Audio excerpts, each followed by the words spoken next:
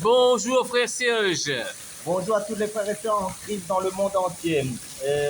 Bienvenue à toutes les nouvelles personnes qui se connecteront à la chaîne pour la première fois. Je suis le frère Serge de l'île de la Réunion, docteur enseignant de la parole de Dieu en Yehoshua Mashiach, notre Seigneur Jésus-Christ. Nous allons parler sur les contradicteurs par rapport aux débats dans la parole de Dieu. En fin de compte, il faut éviter cela. On parle des contradicteurs. Et donc, avant de commencer, toutes les personnes, en fin de compte, qui s'opposent à la parole de Dieu. Donc, il faut éviter les débats inutiles, comme Paul nous dit dans la parole de Dieu. Donc, nous allons placer ce moment entre les mains du Seigneur. Père, merci pour ta grâce, merci pour ce privilège encore, pour l'opportunité que tu nous donnes pour partager ta parole à la lumière de tes Écritures par ton Saint-Esprit. Et bénis mon frère, bénis ma soeur à travers cette vidéo, Seigneur. Enseigne-nous ta parole encore, Seigneur, car c'est toi l'enseignant par excellence, Seigneur, qui nous éclaire, qui nous fortifie, qui nous bâtit en ton Fils, Yehoshua Mashiach, notre Seigneur Jésus-Christ. Que toute la gloire te revienne. Amen. Nous allons prendre 1 Corinthiens chapitre 1 Corinthiens plutôt chapitre 3 verset 1. Nous faisons la lecture. Pour moi, frère, ce n'est pas comme à des hommes spirituels que j'ai pu vous parler, mais comme à des hommes charnels, comme à des enfants en Christ. Je vous ai donné du lait, non de la nourriture solide, car vous ne pouviez pas la supporter.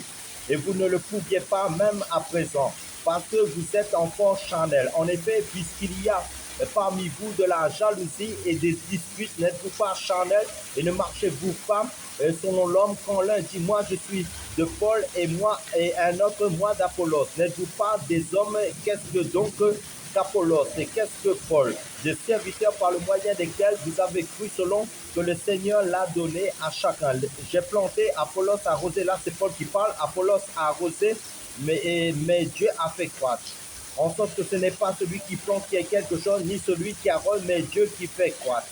Donc là, nous voyons que c'est Dieu même qui fait croître la parole de Dieu dans les cœurs des personnes qui ont reçu l'évangile. Donc là, nous voyons, en fin de compte, par rapport à la croissance spirituelle, il y a trois niveaux. Il y a le bébé spirituel, il y a l'adolescent spirituel et il y a, comment dire ça, l'homme mature en Christ. Là, nous voyons que l'église de Corinthe avait un défaut. Ils avaient les dons spirituels, ils avaient la connaissance de la parole de Dieu, mais au niveau de l'âme, ils n'étaient pas encore, comment dire, transformés selon l'homme spirituel qui est dans la maturité spirituelle. Ils se comportaient comme des enfants capricieux, malgré qu'ils avaient des dons spirituels, ils avaient en fin de compte la parole de Dieu. Pourquoi? Parce que l'un était pour Paul, il y avait la division. C'est ça, je veux dire, ils étaient encore charnels au niveau de l'âme. Ça veut dire quoi? Ça veut dire que des fois, vous pouvez rencontrer des chrétiens, même sur notre chaîne vidéo, en fin de compte, qui donnent des commentaires. En fin de compte, ils veulent, en fin de compte, argumenter la parole de Dieu, débattre avec la parole de Dieu, alors qu'avec la parole de Dieu, on ne fait pas de débat, on n'argumente pas, on prend la parole de Dieu telle qu'il est, parce que si tu as cru en Jésus-Christ, le Seigneur nous dit, Seigneur, et car c'est par la grâce que vous êtes sauvés, dans Éphésiens chapitre 2, verset 8, a dit, car c'est par la grâce que vous êtes sauvés par le moyen de la foi, cela ne vient pas de vous. C'est un don de Dieu afin que personne ne se glorifie, car nous sommes son ouvrage créé en Jésus-Christ pour accomplir des bonnes œuvres. Ça veut dire, si tu as cru en Dieu, ça d'après Tite chapitre 3, verset 8, ce qui Paul encourage. Ça veut dire quoi? Si tu as cru en Dieu, c'est pour pratiquer de bonnes œuvres selon l'esprit basé sur la parole de Dieu. Ça veut dire ça ne sert à rien de débattre, de contredire la parole de Dieu. Il faut vivre la parole de Dieu. La parole de Dieu, déjà, ce n'est pas un débat. La parole de Dieu, c'est une vie. C'est-à-dire qu'il faut l'appliquer, il faut la vivre. Donc, si tu vis cette parole, ça veut dire que Dieu va te justifier. Donc, Dieu justifie toujours ses enfants qui vivent dans la sanctification, ils vivent dans la paix. Parce qu'il nous a dit, sans la sanctification et la paix, personne ne verra le Seigneur. Ça veut dire quoi? Ça veut dire que nous devons pratiquer les œuvres justes des saints qui est notre robe pour les noces de l'agneau. Frère Serge, le débat, est-ce que le débat vient du diable? Oui, parce que si nous allons, par exemple, dans Jacques nous dit, en fin de compte, si vous avez... Est-ce que tu as le verset en tête là? Eh bien, donc je vais dans Jacques, je pense que c'est Jacques chapitre 3, si je ne me trompe pas, verset... Jacques, le livre de Jacques... Si on retrouve pas le verset, on prend dans 2 Timothée 2, 14. Oui, là je vais voir si je le trouve dans Jacques. Jacques c'est après, comment dire ça, je pense que c'est après Hébreu.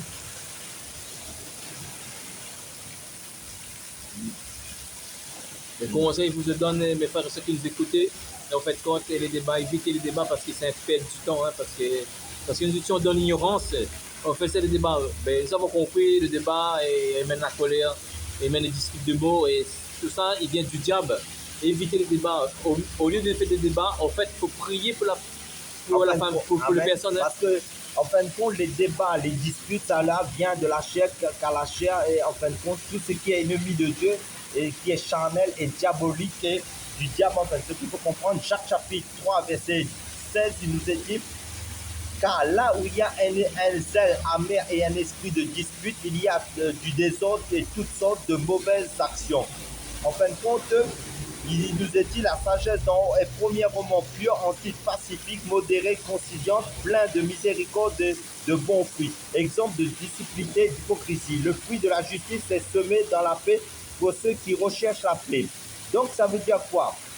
Il nous est dit aussi dans le verset 15, parce que nous avons lu dans le livre de Corinthiens qu'en fin de compte, les bébés spirituels, en fin de compte, c'est encore des hommes charnels, en fin de compte, qui ne sont pas encore dans la maturité de la vie de l'esprit. Donc, ce qui est charnel, là, Jacques nous précise bien dans Jacques chapitre 3, verset 15, nous dit, cette sagesse, en fin de compte, mais si vous avez dans verset 14 plutôt, à 15, il nous est dit, Jacques chapitre 3, verset 14, il nous est dit, mais si vous avez dans le cœur un esprit de amer et un esprit de dispute, ne vous glorifiez pas et ne mentez pas contre la vérité. Cette sagesse n'est point celle qui vient d'en haut, mais elle est terrestre, charnelle et diabolique. Là, nous voyons, là où il y a la contradiction, là où il y a des disputes, là où il y a, en fin de compte, c'est des personnes ou des vies cachées qui signifient qu'ils ont des mauvaises actions dans leur vie, en fin de compte. Mais maintenant, ce sont des débatteurs. En fin de compte, les personnes qui sont des débatteurs par rapport à la parole de Dieu et qui veulent toujours se positionner, toujours quand on donne un message ou comme la parole de Dieu, en fin de compte, débattre contre la parole de Dieu, en fin de compte, cet esprit-là, c'est un esprit charnel et c'est un esprit diabolique, en fin de compte. Pourquoi? La parole de Dieu, premièrement, ne consiste pas à débattre. La parole de Dieu consiste d'abord à la pratiquer, à la vivre, à l'expérimenter. C'est ça que je veux dire dans notre vie. Et la façon dont, c'est pour ça qu'il dit, en fin de compte, une femme, si elle a un mari qui est non-croyant, ça veut dire qu'à un moment donné, la femme va parler de Jésus à la personne non-croyante. Mais si la personne non-croyante ne veut pas accepter la parole de Dieu, en fin de compte, il faut que la femme qui est croyante arrête de parler avec cette personne de Jésus, mais par son comportement chasse. Ça veut dire par son comportement dans la sanctification, ça veut dire de vivre la parole de Dieu. Cette personne sera gagnée au Seigneur en fin de compte si cette personne est destinée au salut par le Seigneur. Ça veut dire quoi? Notre comportement en vivant la parole de Dieu va faire la différence avec les débatteurs. Frère Serge, quel conseil tu peux donner aux personnes qui prêchent l'évangile, qui ne veulent pas écouter? Qu'est-ce que tu penses? Quel conseil tu peux donner à ces chrétiens-là qui débutent? En fin de compte, quand les personnes ne veulent pas écouter, ça veut dire que leurs cœurs se sont endurcis. Et rappelez-vous, je donne l'exemple. Les réactions, qu'est-ce que... les réactions, parce qu'en fait... En fin de compte, le Seigneur est patient. Ça veut dire quoi? Rappelez-vous de l'histoire de Moïse. Oui, d'accord. Dieu a endurci le cœur de Moïse. Non, Dieu, c'est pas le cœur de Moïse, Seigneur. C'est pas ça. Et c'est, en fait, il a endurci le cœur de Pharaon pour que le Pharaon, en fin de compte, combatte le peuple d'Israël. Ça veut dire quoi? Ça veut dire que des fois, il y a des personnes, quand ils ne veulent pas se repentir, en fin de compte, ils vont dans les profondeurs de Satan. Ça veut dire pourquoi? Parce que comme ils sont tellement... Parce qu'il dit l'orgueil préchète la chute. Ça veut dire que la personne est tellement orgueilleuse, veut toujours avoir raison. Ça veut dire que il croit déjà être arrivé. Et en fin de compte, le Seigneur nous dit, en fin de compte, Dieu est avec les humbles, les personnes qui marchent dans la crainte du Seigneur. Ça veut dire qu'il ne faut jamais être dans l'extrême avec le Seigneur, de croire qu'on est arrivé. C'est pour ça que l'apôtre Paul, à un moment donné, il disait, je n'ai pas encore la fin de la course.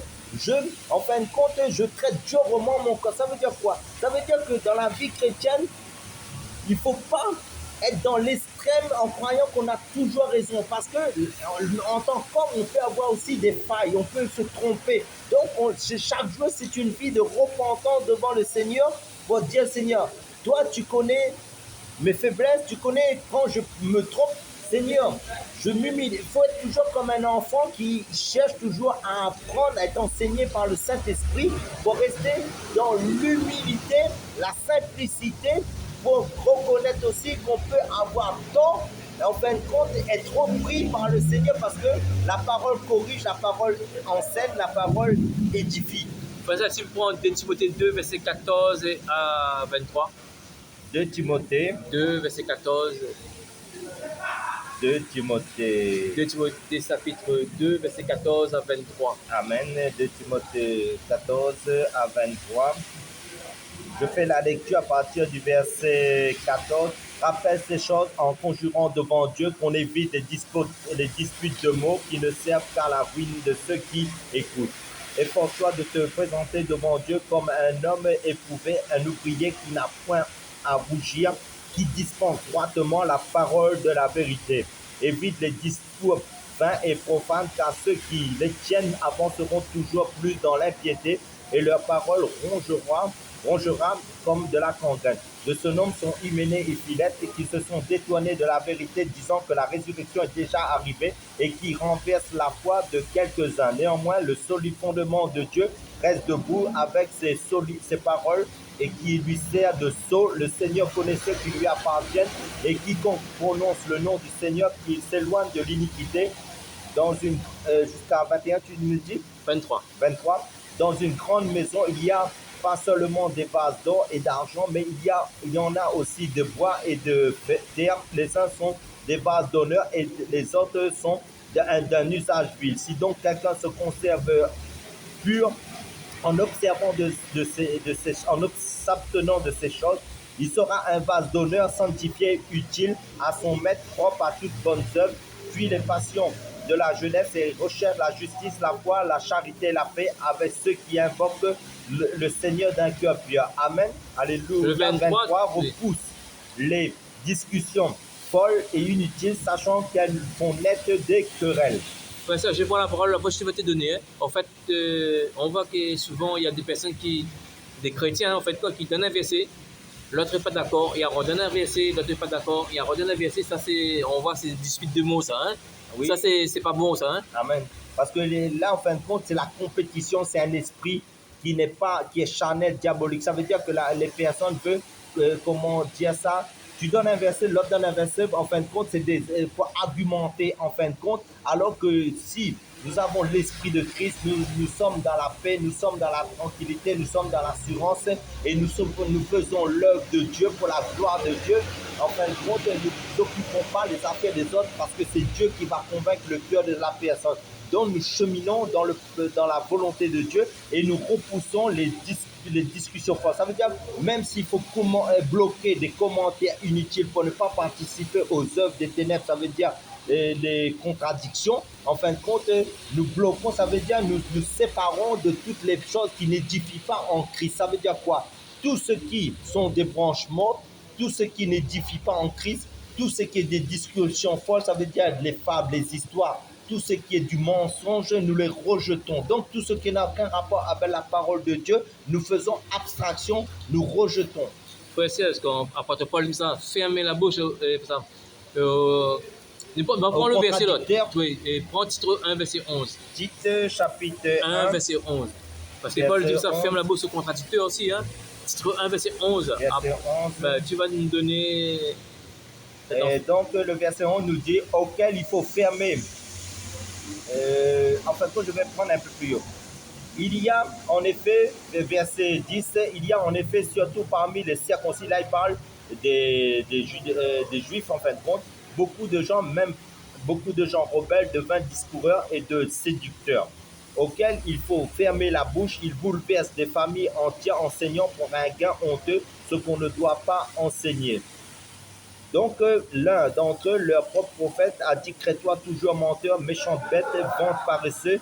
Ce témoignage est vrai, c'est pourquoi reprends-les sévèrement afin qu'ils aient une foi saine. Là, ça veut dire quoi?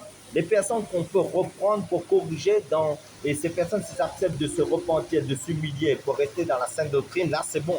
Mais quand les personnes sont aussi, veulent rester sur leur position, ne veulent pas accepter la réprimande, il faut les laisser en fin de compte. Il ne faut plus, avoir de communication avec ces personnes qui restent dans la fausse doctrine ou qui restent dans le mensonge, qui restent dans les contradictions de la parole de Dieu. En fin de compte, il faut nous préserver de ne pas nous souiller avec les personnes qui cultivent le mensonge, qui cultivent la fausse doctrine, qui cultivent des fausses doctrines et qui viennent contredire la parole de Dieu quand nous avons la conviction que nous sommes dans la vérité, de marcher par la foi.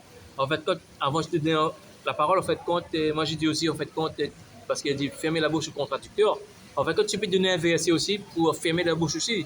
Après, s'il continue dans les versets, il vaut mieux s'arrêter. C'est ça. Ça veut dire que si ils veulent encore écouter, ça veut dire que s'ils ne se sont pas égardés aussi, parce qu'il faut comprendre aussi, mais s'ils continuent à s'endurcir, en fin de compte, c'est inutile de se gaspiller son énergie, sa force, son temps avec ces personnes-là. Ça veut dire qu'à un moment donné, rappelez-vous de l'histoire de Saül. À un moment donné, Samuel priait pour Saül. À un moment donné, Dieu a dit à Samuel, arrête de prier parce que je l'ai rejeté. Et savez-vous aussi, quand des personnes s'endurcissent dans le mensonge et que si Dieu les a rejetés, bonjour, et si, là c'est des personnes qui passent, on a dit bonjour à ces personnes,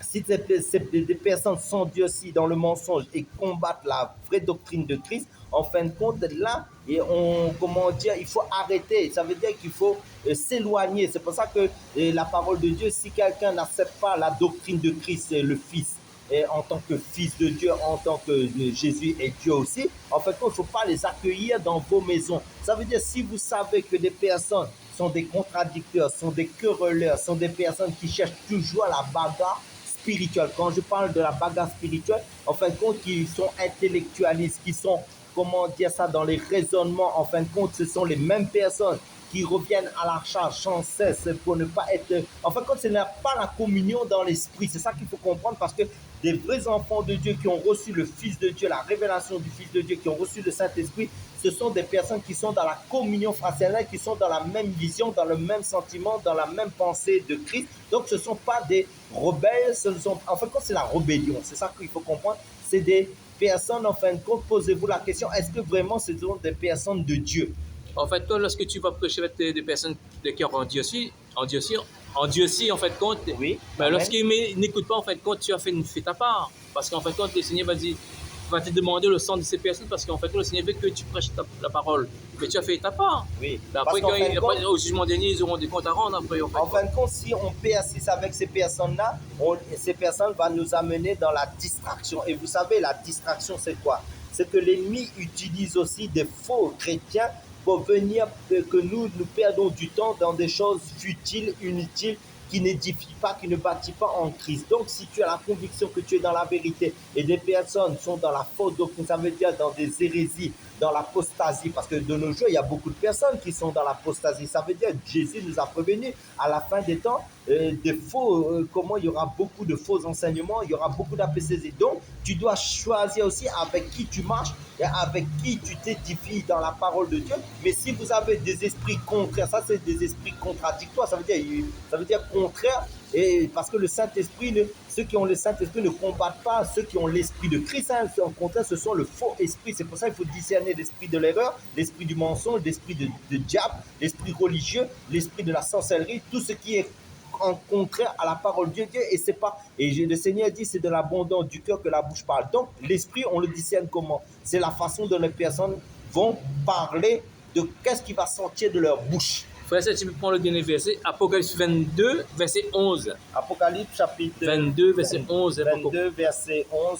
Parce que nous restons toujours sur le thème, parce qu'en fait, c'est des versets parallèles. Amen. Qui complète, Apocalypse chapitre 22, verset 11, il nous est dit, en fait, que celui qui est injuste soit encore injuste, que celui qui est souillé se souille encore, et que le juste pratique encore la justice, et que celui qui est saint se sanctifie encore. Là, nous voyons qu'en fin de compte, la parole de Dieu nous sanctifie. Et en pratiquant la parole de Dieu, en fin de compte, c'est la sanctification. Donc, ça veut dire quoi? Ça veut dire que ceux qui sont dans la vérité, qui persévèrent encore dans la vérité. Ça veut dire, Dieu veut la sanctification plus, plus, plus. Ça veut dire la sanctification est infinie.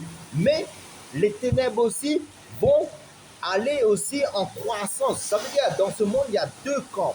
Il y a le royaume de Dieu en Christ et il y a le royaume de Satan. Satan, en fin de compte, il dit comme ça, le cochon aime la souillure. Ça veut dire que ceux qui sont dans les ténèbres, ils vont aller en profondeur de plus en plus dans les ténèbres. Ils vont s'endurcir en fin de compte dans le mensonge, dans les œuvres de Satan. Mais ceux qui sont dans la vérité, ils vont se sanctifier encore plus à la lumière des Écritures. Ils vont vivre ce que Dieu leur demande de vivre selon la volonté de Dieu basée sur les saintes Écritures.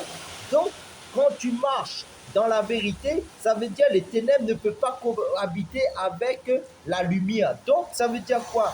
Dieu, dans notre temps, est en train de faire la séparation entre celui qui le sait et celui qui ne le sait pas. C'est pour ça que vous verrez, enfin, c'est pour ça que le Seigneur dit, large est la porte et spacieuse et le chemin qui mène à la perdition. Mais étroite et resserrée, le chemin qui mène à la vie. Et très peu le trouvent. Pourquoi? Parce que le chemin qui mène à la vie, c'est les personnes qui sont dans la vérité, qui est dans la lumière de la parole de Dieu, mais qui ne sont pas dans les ténèbres et qui croissent dans la lumière de Christ. Et là, les clairs et net, en fait, quand Jésus nous dit, si tu es dans le péché, reste dans le péché parce que tu ne veux pas changer. Si tu es dans le débat, dans la discussion de mots, reste dans la discussion de mots. Si tu passes, parce que toi-même, tu ne veux pas changer. Après, on dit aussi qu'on va prêcher l'évangile dans la rue. En fait, quand Jésus nous a dévancé d'avance, hein, et en fait, quand tu as fini de convaincre le cœur de ces personnes, les personnes ne veulent pas accepter, leurs cœurs sont fermés. Mais Amen. Toi, il faut que tu vas encore prêcher l'évangile à ces personnes. En fait, ce qu'il faut comprendre par rapport au contradicteur, Dieu nous a donné le libre arbitre. Nous avons chaque jour un choix à faire par rapport à notre marche spirituelle. Soit nous marchons dans l'esprit, selon le Saint-Esprit, soit nous marchons dans l'esprit de l'erreur. Ça veut dire l'esprit de mensonge. Donc, les contradicteurs ne supportent pas ceux qui combattent la parole de Dieu, vont toujours combattre les élus, les pères, les fils et les filles de Dieu en Christ. Pourquoi? Parce que la lumière qui sont dans les enfants de Dieu, qui brille et qui s'intensifie, qui croissent en fin de compte, les personnes vont les combattre parce que ça les dérange, ça les tourmente. C'est ça qu'il faut comprendre. C'est pour ça que sur nos vidéos, beaucoup viennent et aussi quand ils viennent pour nous combattre, nous contredire. Pourquoi? Parce que cette lumière les fatigue, cette lumière les dérange, cette lumière dérange les sorciers, dérange le mensonge, dérange les fils du diable. Frère Serge, prends le verset, Hébreux 3, verset 7 à 8. Hébreux chapitre 3, verset 7 à 8. C'est toujours des versets parallèles. Hein? Amen, qui complètent l'enseignement. Parce qu'en fait, on dit toujours que les chrétiens nés de nouveau, hein, ce sont des nouveaux, nés de nouveau. En fait, quand ils sont dans l'ignorance, après, avec le temps, ils vont grandir, ils vont comprendre qu'en fin de compte, que la contradiction n'est pas biblique. Hein. Donc, par rapport homme, c'est sans contredire. Hébreux chapitre 7, verset 1, Hébreux 3, verset 7. À 3. Hébreux 3, chapitre 7. Parce que nous avons passé toutes par là, hein, et dans la contradiction, dans les débats, ça ne sert à rien. Ça ne sert à rien, vaut mieux pas faire les débats. Hein. Donner un verset, après si les personnes persistent, tu bye bye. Amen. Donc, Hébreux chapitre 3, verset 7 à 8, il nous est dit, c'est pourquoi, selon ce que dit le Saint-Esprit, aujourd'hui, si vous entendez sa voix, n'endurcissez pas vos cœurs, comme lors de la révolte ou le jour de la tentation dans le désert. Donc là, nous voyons que l'exemple d'Israël dans le désert, ils se sont endurcis par rapport à la parole de Dieu. Là, de nos jours, cette parole est toujours d'actualité. Ça veut dire que des personnes, ils vont entendre la vérité de la parole de Dieu, mais ils vont s'endurcir aussi par rapport à cette parole pour amener un faux évangile. C'est pour ça que l'apôtre Paul nous dit, si quelqu'un vous annonce un évangile, un faux évangile, ça veut dire l'évangile de Satan, l'évangile du mensonge, l'évangile de la querelle, l'évangile de la contradiction, l'évangile, comment dire, des ténèbres, ça veut dire que, parce qu'il dit que tout don parfait vient d'en haut, qui est du Père des Lumières, qui a ni ombre de variation, c'est dans la paix, on construit dans la paix. Ça veut dire là où il y a le désordre, là où il y a les querelles, c'est pas la paix. Donc c'est pas l'Esprit de Dieu qui travaille à travers ces personnes-là. Ça veut dire quoi? Ça veut dire ces personnes-là s'endurcissent, et par rapport dans les querelles, s'endurcissent tout le temps dans la contradiction. Ils n'édifient pas, ils ne bâtissent pas dans la paix. Donc là où il n'y a pas la paix, il y a le combat. Ça veut dire, c'est pour ça que nous sommes dans le combat de la foi. Ça veut dire quoi? Nous devons conserver la foi parce que nous sommes le sel de la terre. Le sel, c'est la conservation. Donc, nous devons conserver la vérité, persévérer dans la vérité. Et ceux qui se sont endurcis, ils doivent se repentir. Et s'ils ne se repentent pas, en fin de compte, hein, c'est comme l'histoire d'Israël. Israël s'est endurci dans le désert. Comme ils se sont endurcis, il y a eu le jugement et beaucoup sont morts. Et nous savons, la mort, c'est plus la mort physique d'abord, c'est la mort spirituelle. Ça veut dire, le Seigneur nous dit de ne pas attrister le Saint-Esprit, de ne pas éteindre l'esprit. Pourquoi? Parce que ne pas être comme les vierges folles qui ne fait plus de l'huile dans leur lampe pour l'enlèvement de l'huile. Donc nous devons persévérer, conserver dans la lumière de Christ et ne pas nous endurcir. En fait, quand le Seigneur nous a déjà devancé, en fait, quand, Amen. en fait, quand à un moment donné, le Seigneur va te dire d'arrêter de prier pour la personne parce que tu auras une conviction de ton cœur pour dire arrête de prier pour la personne parce que son cœur reste endurci. Frère, c'est pour terminer parce que tu peux. En fait, ce qu'il faut comprendre aussi, vous rappelez l'histoire du cep et des sarments. Ça veut dire que les personnes qui à un moment donné s'endurcissent, ils ne vont pas produire, et ils seront stériles. Et Dieu va couper les branchements qui en fin de compte, qui s'endurcissent. C'est ça qu'il faut comprendre, ils vont sécher. Donc à ce moment-là, il y aura la séparation. Et Dieu va séparer tous ceux qui sont les contradicteurs, ça veut dire tous ceux qui s'endurcissent à la parole de Dieu. Donc, il va émonder l'arbre. Ça veut dire qu'il va nettoyer autour de toi toutes les personnes qui essaient de troubler. C'est pour ça qu'il dit que vos cœurs ne se trouvent pas. Croyez en Dieu, croyez en moi, dit Jésus. Donc, ne vous inquiétez pas parce qu'en fin de compte, le Seigneur connaît toutes choses. C'est lui qui bâtit son église. Dieu va nettoyer, toutes les personnes qui tous les parasites autour de l'arbre que tu es spirituellement pour croître spirituellement encore plus dans la sanctification, la paix. Donc, soyez tous bénis et à la prochaine vidéo. Cet enseignement était en français et aussi en créole, en bilingue. Amen. Sois béni.